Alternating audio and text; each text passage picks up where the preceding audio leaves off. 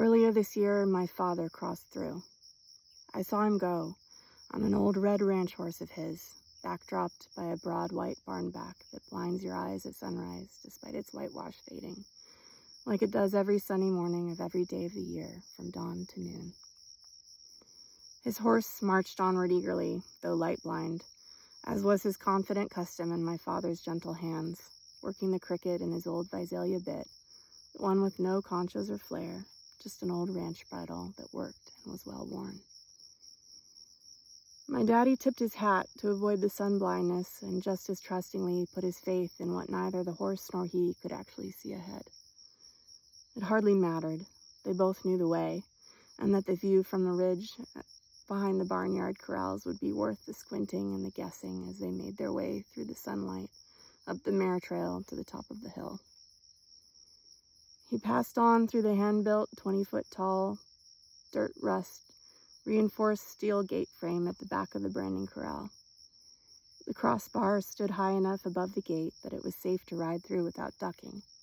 But just like he always paused and bowed his head before sitting in a church pew, my father always also genuflected passing through that gate, hand on the latch as if on the crest of the pew.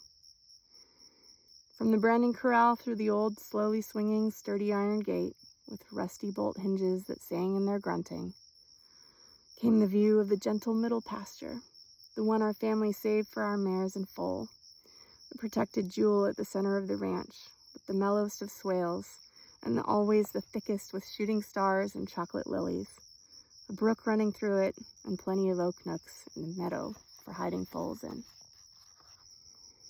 The gate closed behind him as he passed on out of the corrals with his sorrel horse, and afterward came that loud, reverberating, all-knowing, final clang. It's the kind of sound you know the meaning of when you hear it. I saw him go. I watched it, and it was very slow. His horse's head, though carefully attentive, hung low. The cattle stopped grazing. A coyote pondered a far-off smell, head tipped in the direction that the old horseman was headed. The old wide oak at the back corral was silent, that I could feel a warm breeze beneath her leaves, and yet, in turn, a sad chill under the branches hanging closest to my cheeks.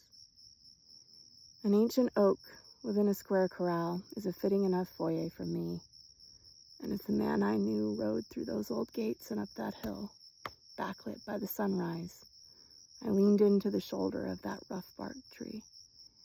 For one brief moment, 1 second in eternal time, a kind, warm hand squeezed my shoulder, and I knew it was my father.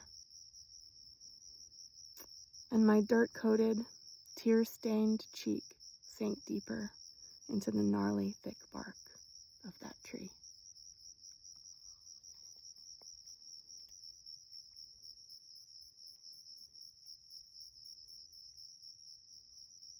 Thank you.